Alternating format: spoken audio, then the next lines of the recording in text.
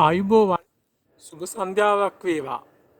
මම මේ වීඩියෝ එක කරන්නේ කොරියාවේ මේ කාලයට නැත්නම් වසන්ත කාලයේ ආරම්භයේදී පිපෙන මෙන්න මේ මල් විවිධ මල් වර්ග පිළිබඳවයි.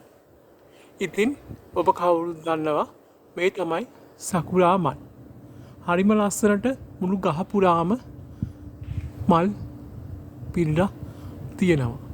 ඉතින් මේ මල් සාමාන්‍යයෙන් සතියක් වගේ තිබෙනවා.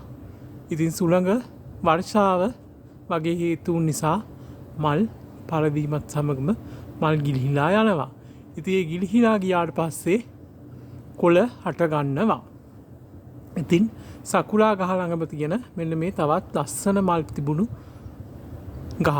ඉතින් මේ වීඩියෝ එකේ දකින්නට වඩා ඇත්තටම ලස්සනක් සුන්දරත්වයක් මේ මල් ගහේ දැක ගන්න පුළුවන්.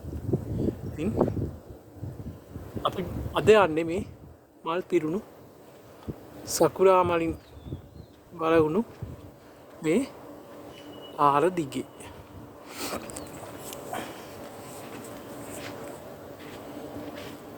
කොරියාවේ හැම ප්‍රදේශයකම මේ කාලයට ඒ කියන්නේ මල් පිපෙන දව කාලයක් තියෙනවා.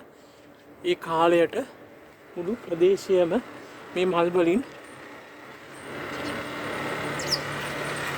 වෙලා ගන්න.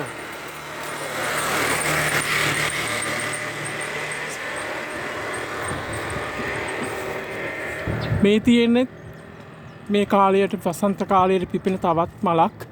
ඉතින් මේ මල රෝස මලට බොහෝ සෙයින් සමානයි. කොළයත් ඒ වගේ, නමුත් රෝස මලම නෙමෙයි. රෝස වර්ගයක් කියලා අපි හිතමු. හරිම ලස්සන මලක්. ඒ මල නම් දැන් පරවෙන්න ආසන්නයි.